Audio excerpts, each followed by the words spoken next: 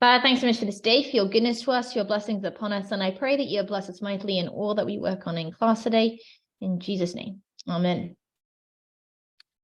All right. If you absolutely have to, Nathan, but here's the thing.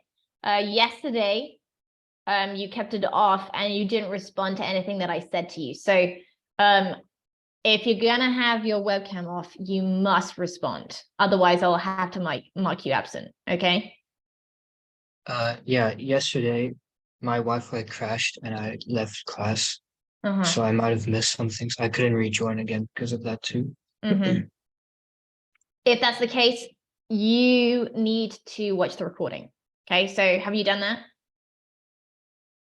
No, not yet.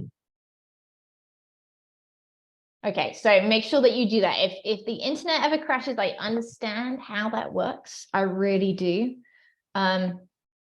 But it's on you to watch the recording, right? To catch up, because otherwise you'll just get behind and get confused about what we're doing. Okay. So you're going to go ahead and do that, Nathan. And if that happens again today, go ahead and watch the recording from today as well. Okay. Yeah. But just know if you don't respond and then get kicked out, then I'll have to mark you absent until you've watched the recording. So let me know once you've done that. All right. Good. Let's go ahead and discuss what you guys did for the homework today, which is the protagonist and the antagonist assignment. And the question is, the big question that we left with yesterday was, who is the ultimate antagonist? Who's the protagonist and who is the ultimate antagonist? So go ahead and get your assignments up so that you don't have to depend on your memory. Okay, you wrote a paragraph describing the protagonist, Bilbo Baggins, and then you wrote a paragraph on the main antagonist and explaining why you believe that character is the main antagonist, because it's not quite clear. It's a little bit crazy. So who wants to start us off with that pitch? Katie, go for it. Okay, so I just read both of the paragraphs or only the protagonist one? Only the antagonist one. So we've got to remember the protagonist is the good guy, the antagonist is the bad guy. So who did you think was the antagonist? I'm sorry, you're... Oh, okay. Oh, sorry, you cut out whenever I switch pages. So I said the dwarves. Why? Because they often bring Bilbo down. They say numerous of times that he was useless and wish they never brought him along. Yes, they sometimes apologize, but it's also because of them he's on the journey. Even when Bilbo did something that pleased him for a while, they scorned him once more. Really, it almost seemed as if they were using him, another sign that they're an antagonist. And so really, they just really brought him down a bunch. And they're always around him. It's whenever we thought like the negative thoughts, it'd always be like because of the dwarves. And yeah.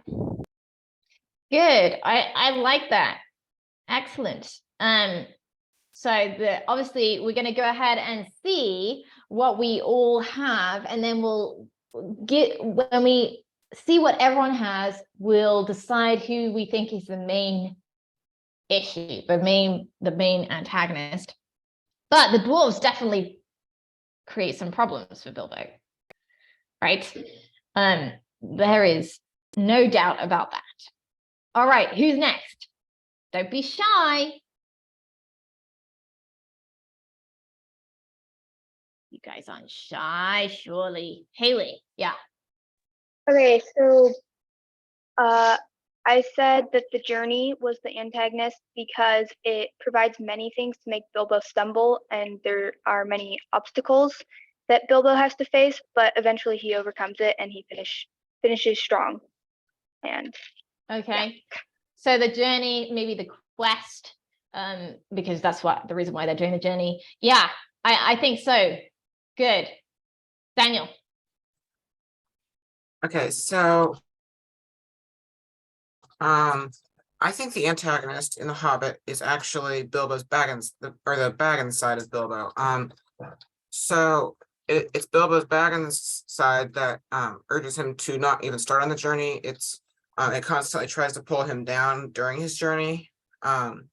While he's sort of being influenced by his Took side, he's not as intimidated by dragons and goblins and spiders, but when his Baggins side sort of has control, then he's just sort of terrified of them. As Bilbo struggles to reach the end of his journey, the one thing that continually tries to stop him is his Baggins side. It's Bilbo's Baggins side that continually seeks to stop Bilbo from struggling against all the evils that he meets.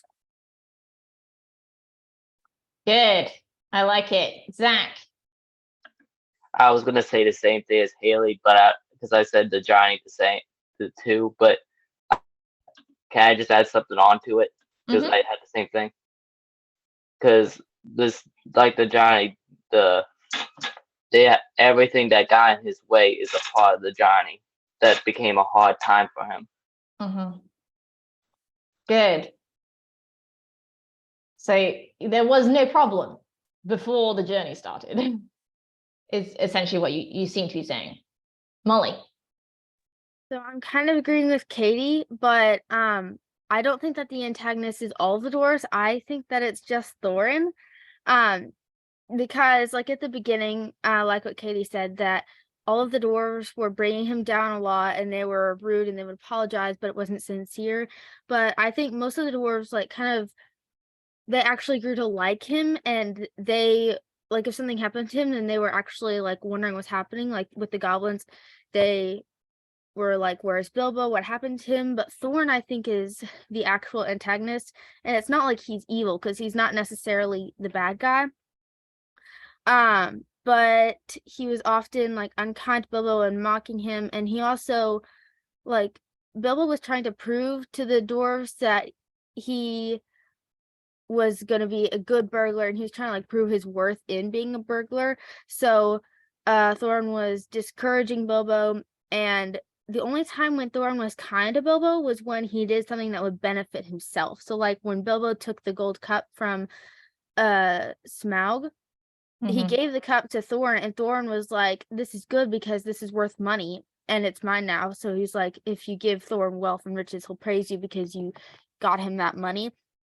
But like at the end, when Bilbo gives the Arkenstone over to the elves and the lake people, he's mad because Thorin said that the Arkenstone is his. But Bilbo was trying to create peace. Like he wanted all of the war and fighting to be over.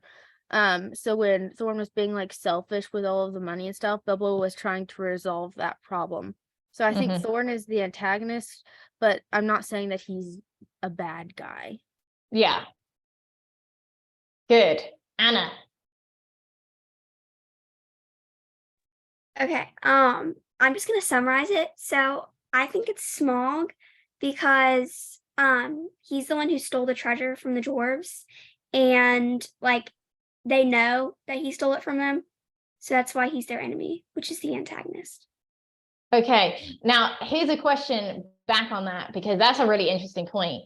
And it definitely seems to be the biggest problem generally, right, that needs to get solved for the dwarves to get what they want. But is it the biggest problem for Bilbo, or is it the biggest problem for the dwarves, would we say? What do you think? Probably the dwarves. Okay. So it'd be kind of Bilbo versus Smaug, but also kind of the dwarves versus Smaug. Good. Haley. I had something to add on.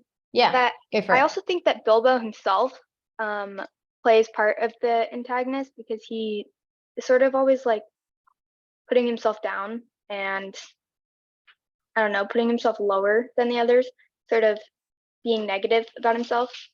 Okay. I'd be interested to see the examples of that, because that's an interesting point. Yeah, Onesimus. So I guess I'll just read the thing I had down. So I think the main antagonist is Smaug. He is the biggest obstacle for Bilbo and the dwarves to achieve their goal and the goal of everyone else. Along the way, he guards the treasure and constantly stops them from attaining the treasure, their goal, almost killing them multiple times and being the biggest and main obstacle the protagonist and the group in general has to defeat to achieve their goal. Now, I think Smaug is he's the biggest obstacle they have to face, and he's like the big bad. It's like you got like the journey and the issues and the group and everyone. That's kind of like the stormtroopers of it. But then you got Darth Vader. That's the Smaug of the story, in my opinion. All right. Yeah. Robert, what did you get? I thought that the main antagonist of the story was actually the treasure they were after, because when they get the treasure, it corrupts Thorin. So he wasn't the same as he was throughout the story. So, and when Bilbo gave the Arkenstone to Bard, he was so mad that he was actually willing to kill Bilbo if it wasn't for Gandalf. And when Thorin was even on his deathbed, he said, "If more of us valued food and cheer above hoarded gold, it would be a merrier world." Okay, good. And is that Bilbo versus the treasure? Or is that Thorin versus the treasure? It's more of Thorin versus the treasure. Okay. That if Thorin is on the treasure's side, maybe that's causing a problem for Bilbo. So I can kind of see Bilbo versus the treasure as well. But yeah, Thorin versus the treasure. Caden, what did you get? I said that the main antagonist was the journey because all the challenges they had to face and all the hoops they had to jump through. All right, good. Caitlin, what did you have? I said Smaug was the main antagonist because Smaug made it harder for Bilbo to like steal the treasure. Yes. Lydia. I said that Bilbo's main antagonist is all the things that are keeping him from helping the dwarves and getting home, like all the trials that he has to face. Okay. And I also said that there's not one antagonist, but there's several, because everything that happens in the story is a little step that is preventing him from getting to his goal, which is helping the dwarves and getting home. Good. Daniel. I already. Oh yeah, said you already mine. went. Lucas. Okay, so I think that the antagonist is the Arkenstone, or more accurately, the Arkenstone along with all the gold that surrounds it, because it corrupts the mind of anyone who possesses it, much like the ring kind of starts to corrupt the mind of people in the Lord of the Rings, but we're not going into that. I think it's the Arkenstone because first it corrupted the Dwarven King and caused all the problems in the first place. The only reason that any of the goblins had any foothold was because the dwarves were gone. The only reason that Smaug got a foothold is because the king was crazy. And the only reason why they had to go on this journey is because they desired the gold and power that comes with wielding the Arkenstone. All right. Good. Kai, what do you get? I said that it was both of Bilbo's past families, so the Tooks and the Baggins, because I feel like in different parts of the stories, they're both kind of like battling one another almost. Like before he goes on the adventure, he wants to stay, but then the Took side of him is kind of like, oh, I want to go. But then when he's actually going, the Baggins side of him is like, okay, I kind of want to go back home. He's like a yo-yo. Up and down, up and down. This or that, this or that. Yeah, good. Taylor.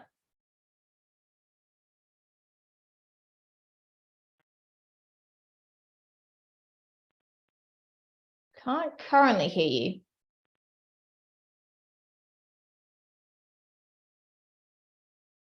Are your earbuds connected as the microphone?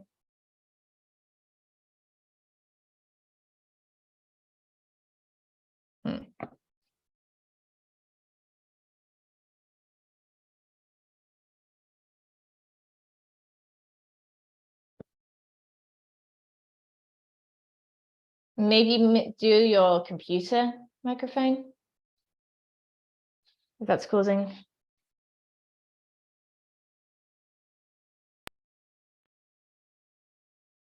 No, still not getting anything. How about I'll come back. Do you want to try it just completely without? Go for it. Can you hear me now? Mm-hmm. Yeah.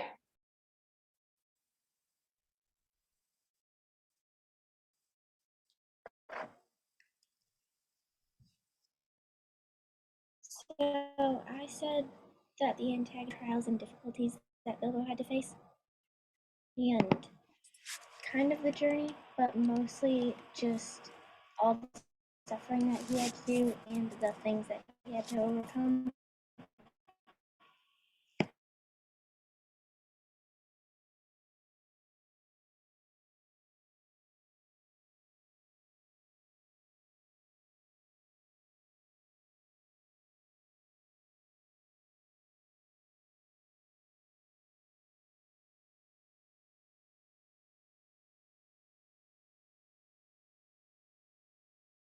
Oh, I'm muted. That's why I can't currently hear anyone.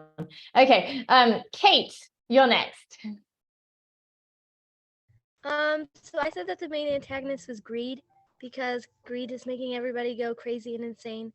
And it like makes Thorin not keep his promise and almost kill Bilbo. And it's what gets Smaug there in the first place for all the gold and stuff. And Gollum has like the ring and stuff because he's crazy and greed for it. Does greed is greed against Bilbo specifically, or is there another character that greed is specifically connected to? It kind of is against him because he's sort of greedy for the ring, I guess, sometimes. Oh, interesting. Yeah, it's an interesting thing with the ring, because I'm not quite sure whether or not we particularly see his greed for the ring here, though we certainly see that in the Lord of the Rings. Right here is actually the fact that he isn't greedy for the ring. That kind of is a saving point to him getting the ring. Why the ring doesn't have such a strong hold on him to begin with is because he just comes upon it. The ring chooses him. He doesn't, grasp for the ring. But that's an interesting point. Jonathan. Okay, so I wrote that I think Bilbo's main antagonist is his family trees. It's what encourages him to leave on the journey. He has like two ancestral roots, the Baggins and Tooks. The Baggins side is like laid back, they're pushovers, they're easily persuaded, they like comfort, and the Took side is very adventurous and outgoing. And I believe that Bilbo wants to represent both of them, and he struggles because he's been brought up with more of the Baggins side, being at home and relaxed and just being a pushover. That when he's offered this journey, basically when they are like, "Oh no, you can't do it," or they're like, "You wouldn't be a good burglar," he's like, "No, I will be," and then he goes on it. But then as he goes on the journey, he has to overcome that Baggins side. All right. Good. So, Nathan, final one. Well, we'll come back to...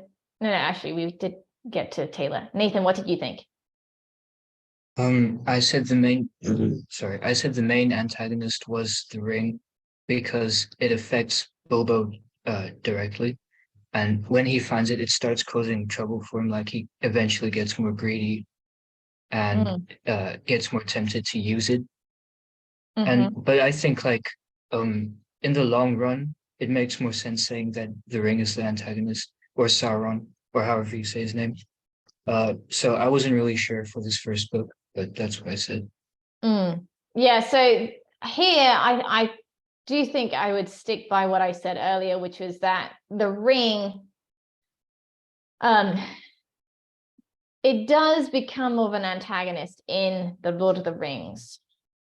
But here, it actually helps Bilbo, right? It helps him gain his reputation among the dwarves. It enables him to do what he's being called to do. And escape tight situations and save the dwarves multiple times and all of these things. So it actually ends up being a good thing for Bilbo. But I think we see more the problems with the ring later on. Though I'm going to go ahead and leave that because that's an interesting point. We might start getting hints. I think Tolkien starts giving us hints of potential dangers about the ring here, but it's certainly not fully fledged. Yeah. Yes, Elizabeth. I was sorry, can you hear me? Mm-hmm. I was gonna tell you, but then I forgot. Okay, so I said that Bilbo's main antagonist is like Smaug because that's where they had to get like treasure from. But I mean, there's other antagonists, like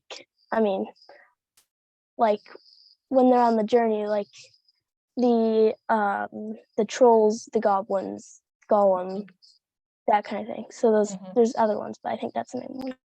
Okay. Good. All right. So this brings us to a key part of every single story. Okay. At this point, I'm not going to say who I think is, has the antagonist correct. I think these are all antagonists, without a doubt. But the question is, who or what is the main one? And in order to figure that out, we are going to consider what is the main conflict. Now, who can remind me what a conflict is when we're talking about a literary conflict? Yes, Hilly has it. A problem. Okay, a problem for whom?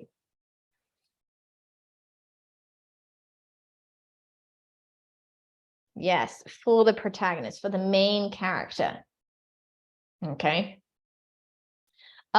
Specifically, however, we do see conflicts between other people as well, right? Any character could have a conflict. But we know that the main conflict is going to have to be with regards to the protagonist, the main character. So in order to discuss this, and we're going to use this to discuss what you guys have already gone through with the antagonist, because often the conflict reveals the antagonist. Okay. But in order to do that, we're going to go ahead and review what types of conflicts there are. So this is heading back, those of you who were with me in English 1, this is review again on the conflicts. The conflict is going to be the key point of the story. And there are 5 or 6 types of conflicts. So Haley's got 1, man versus self. Man versus man, Daniel. Let's see.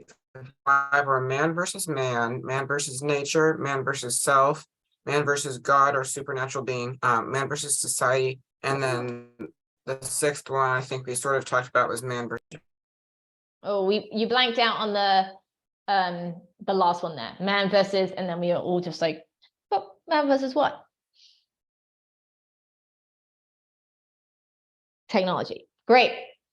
Excellent. So let's go ahead and run through these and see what they all mean. So what does man versus man mean? Who's got that one for me? Yes, Daniel. Well, when all the conflicts are man versus something, of course it doesn't actually have to be a man, but what it means is the main character versus a human. Yes, or one with the same playing, in the same playing field, right?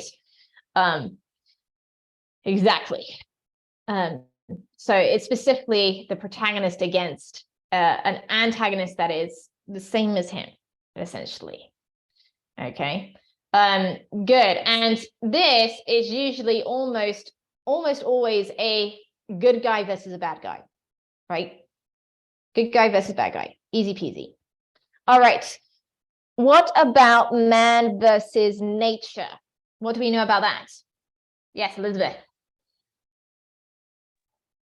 I was gonna say probably man versus nature would be like Bilbo working against like the journey. Maybe, though I think the journey is kind of an ambiguous one. So I think there are clearer examples, not necessarily from the Hobbit, to show us what we mean by man versus nature. Daniel? Like if you were writing a story about somebody who is stranded and was having to survive, like struggling against starvation, struggling against wild animals, those would be examples of man versus nature. Mm-hmm. Yeah, something that is natural. Now this can get pretty tricky. Yes, you may, Taylor. This can get tricky because in stories where there is magic involved, you could have a person who is causing a storm, right? And they're doing that specifically to trip someone up. So we can have that in Tolkien. The scene that I can think of, it's not necessarily someone external who's creating this, but remember we have a storm in the Hobbit, I think. Do we have a storm in the Hobbit? Yes, we do. Okay, and how does that storm work? Is that a normal kind of storm? Katie? It was kind of like a mix between nature and then like supernatural. So they're like huge mountain storm giants, and they had Yes. to battle. Exactly. The rock giants, right? Here, Tolkien is having a lot of fun thinking of the storm being actual storm people, right? So you got the rock giants hurling the rocks. So that'd be more supernatural than natural. But the idea of man versus nature is that you have something that is natural, like strong winds, tornadoes, tsunamis, etc., earthquakes, and that is causing a problem. Okay, so it's the protagonist against a natural force. It's not usually evil, it's just nature by being nature. Though we've got to be careful and actually assess whether or not it's nature being nature. Okay. Man versus society. What does that mean? Can anyone remember? No worries if you can't. Zach, yes. Would it be like when the Lake Town people went to the mountain to go to go find Thorn? Yeah, so there you have a group of people, but it's not just a group of people. So society is more than just a group of people. How would we define society? You go out in society. Yeah, we have a particular place with a particular culture and expectation, right? So you have a group of people with particular expectations of what you need to do in order to be in that group of people. Right, we can think of maybe Jane Austen stories, right? Or coming of age in olden times where you go out into society, right? You get to a certain age and now you are allowed to learn what it is like to be in society. So it's not just having a group of people around you, it's the expectations of how you're supposed to be within that group of people. Yeah, kind of like a status quo. And so basically what it's going to be is society could be a government, a policy, a law, a generally accepted practice, Okay. And again, not always evil, but it can cause a struggle for the protagonist. Okay. So an example of this would be, and some of you may remember this example from last year, if you are slightly late to church on Sunday morning and you're driving to church, and what happens? Bam! You hit a light and the light is red and you have to wait until the light turns green to go. And we all know what happens when the light is red and you're late for church, right? You're running late for church, right? It's going to make you even more late. Okay. And you might be tempted, once the light turns green, to speed to make sure you get to church on time now. Now, when we have a speed limit, is that speed limit a bad thing? Is it someone trying to squash your creativity and freedoms? No. It may feel that way, Haley, but it's not. It's literally there for your safety. Okay? And if you go past the speed limit, right, then you're breaking the law. Okay? So a policeman could pull you over and make you even more late. Okay? Now, all of those scenarios, the red light, the speed limit, the policeman pulling you over, all of those scenarios are perfectly normal, fine examples, right? Or fine situations. I mean, they don't feel fine, but it's the law, and it's not a bad law, it's just inconvenient. So that's the kind of thing where you have a struggle, right? You have a struggle with the red light because it's going to make you even more late. You have a struggle with the speed limit because if you stick to it, you're going to be even more late. You have a struggle with a policeman who pulls you over because you didn't stick to the speed limit. Okay. That would be an example of man versus society. So not always evil. All right, next one. Man versus God or the supernatural.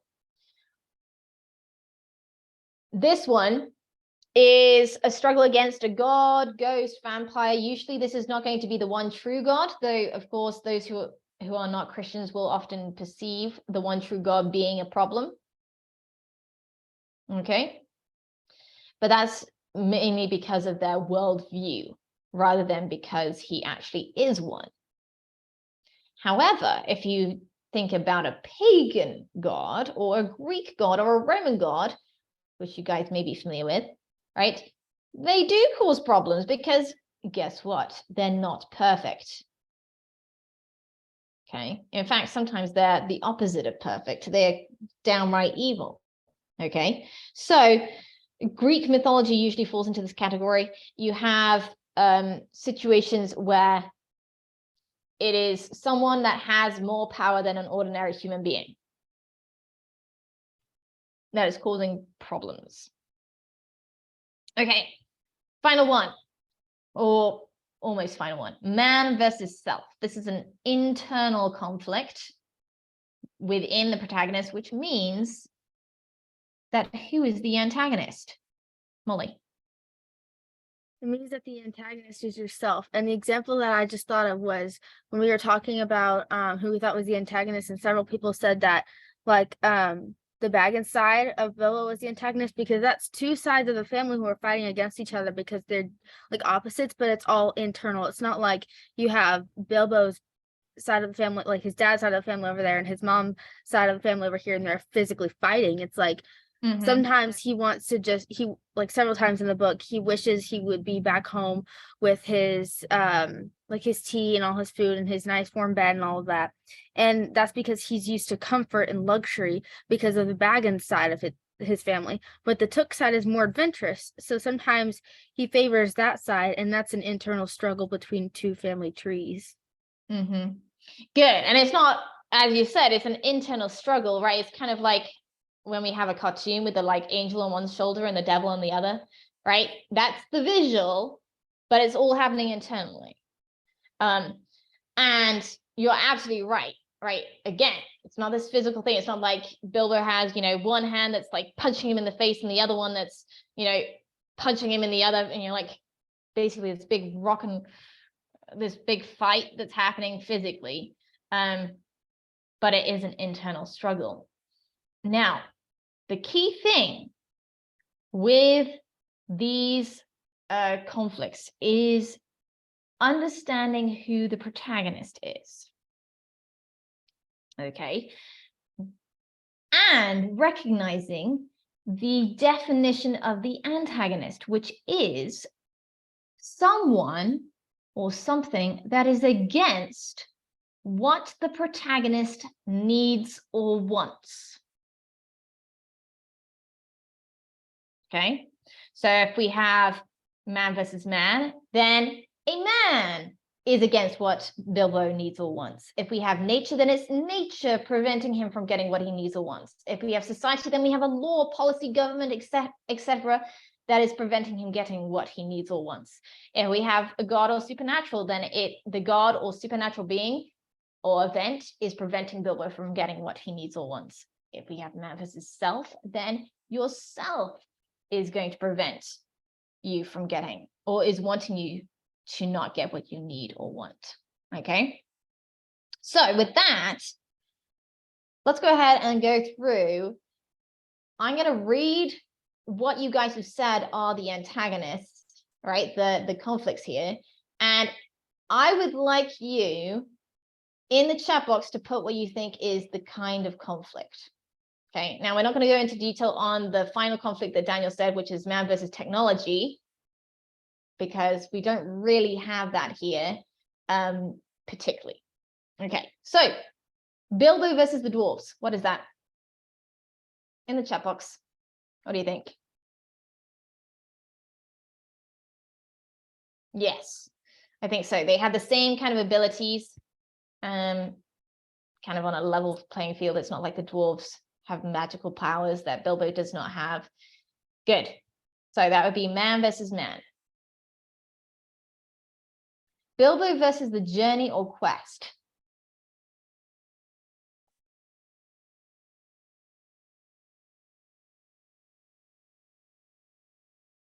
Interesting.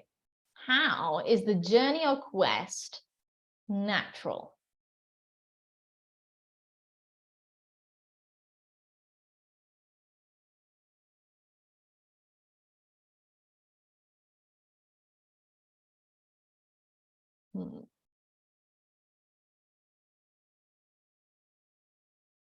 Parts are, parts aren't. Please put your webcams back on. If I haven't let you turn them off, please put them back on.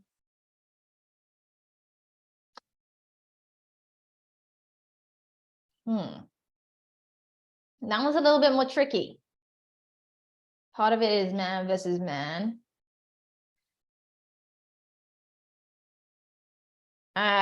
It seems like this is very similar to Bilbo versus Trials within the journey, right? And that's just kind of a little bit vague. So what I would say is this is too vague because it encompasses most of the story, right? The entire story is about the journey. This entire story has trials. So it's too broad to be able to ascertain. Bilbo versus the Baggins side. What is that? Very good. Bilbo versus Thorin.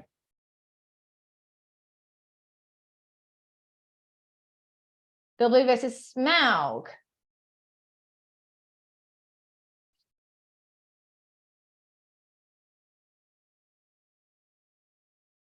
Yeah, I think I would do supernatural because dragons are not natural per se. You could make a case for the dragon being natural as being a natural part of kind of the medieval world, the world that Tolkien created, but that one's tricky. We've already said Bilbo against himself, which of course is man versus self. So we've already kind of gone through that. Bilbo versus the treasure.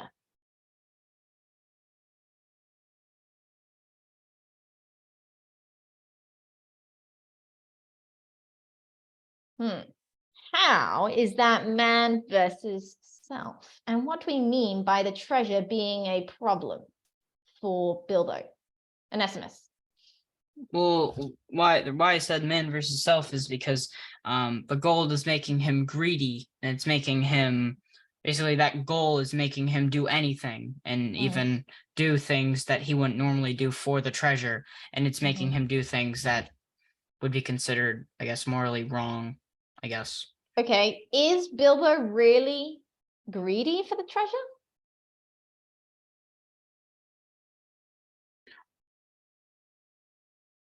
Not well, he kind of just wants to get the journey over with, kind of. Right, so this isn't his greed. Whose greed is causing a problem? The dwarves. Specifically Thorin. Yeah, so we might want to readjust this and saying, instead of saying Bilbo versus his treasure, say Bilbo versus Thorin's greed for the treasure.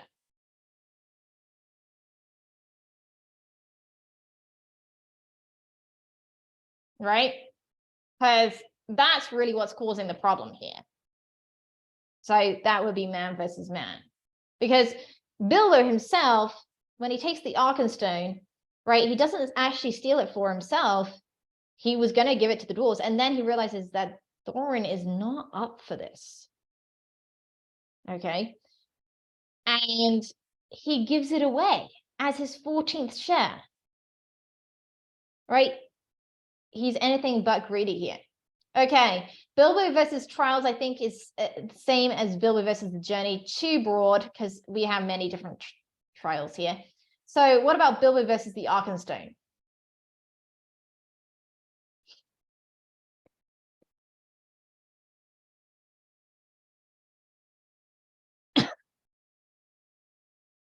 Okay, we've got some differences of opinions here. So most of you are saying man versus supernatural. What do we mean by that?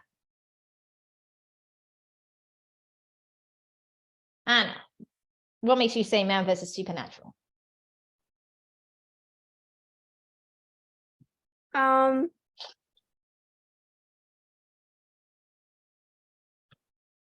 was just guessing, honestly. Oh no, you can't guess. We've gotta analyze this. Lucas, why did you say man versus supernatural?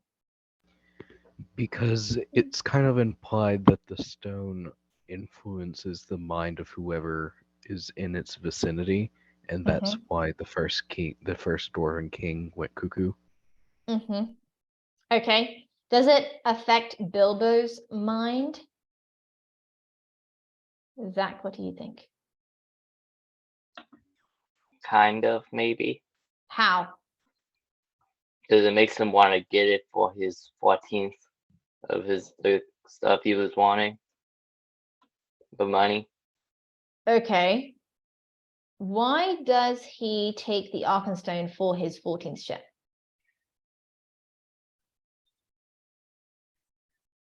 Does he ever decide or think, you know what? I'm going to keep the Arkenstone for myself and I'm going to take it home. The dwarves will never know.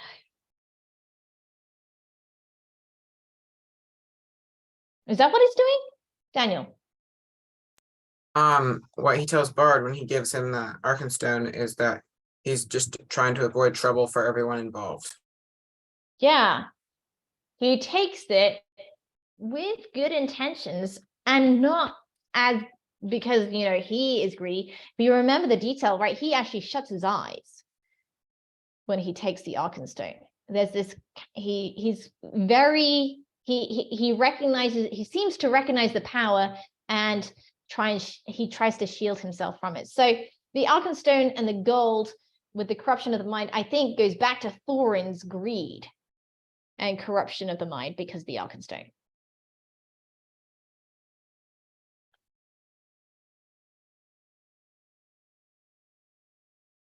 So I think a better way of putting it is saying Bilbo versus the corruption of Thorin's mind because of the Arkenstone, which again is kind of Bilbo versus man versus man. Again, it's Thorin that's causing a problem. Okay. We have Bilbo versus greed. We've already kind of done that. This is Thorin's greed, so it's man versus man. I don't think he really is experiencing much greed himself. But then we have Bilbo versus the Tooks and Baggins. What's that? Man versus self. And then finally, Bilbo versus the ring. What's the ring? Yeah, man versus the supernatural, I think. Zach, did you think that, or was there something else there? Could they have a such thing as man versus thing? Not really, because if there is a thing, then that thing is usually an inanimate object, which means that it doesn't have thoughts and feelings, and it, like, there's nothing that it can particularly do unless it's a supernatural thing, right? So yeah, it's a tricky one, but usually, well, let's take the cookie example, right? A cookie's a thing, but if you stole the cookie that your mum's told you not to steal because she's serving it for dessert for guests later on, right? And what we identified as man versus self, right? You could potentially say, you know, in your defense, it was the cookie's fault. It was just looking too delicious. But do you think your mum is going to take that into account? Is that going to work? No, because this isn't a magical cookie, right? This cookie did not, despite what your feelings were, it did not just fly out of the cookie jar and find you in your bedroom and enter your mouth, right? It did not force you to do anything. That, like, this is a decision within yourself. So, like, that's the kind of thing with something, right? An object. It's really going to be the temptation of your own heart that has to, you know, or something supernatural beside, you know, outside of yourself that is going to work. Okay. Well done, guys. We've identified a lot of these things, and what we have to do now is identify what we believe is the main conflict. Now, what does Bilbo want?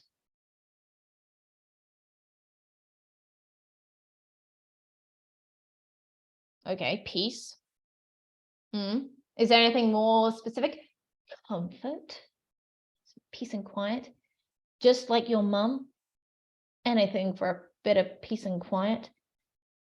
Luxury, adventure, the comfort of home. Okay, this is the question I'm going to leave you with, because this is the question that's going to reveal the biggest conflict. Okay, so I'm going to go ahead. I will post the list of conflicts that we found, okay, and what their identifications. Your question is this: in 2 to 3 sentences, tell me what Bilbo most wants throughout the story and what that reveals about the main conflict. Okay, so it's not a very long assignment, but I do want you to think carefully about it. Okay. Does anyone have any questions? I know. Oh no, thinking carefully. Oh, this is going to be so difficult. Okay, great. No questions. I will see you all tomorrow to hear your verdicts. Let me pray, and then you guys are dismissed. Father, thanks so much for this day, for your goodness to us, your blessings upon us. And I pray that you have blessed us mightily as we head into the rest of our day in Jesus' name. Amen. Seawolf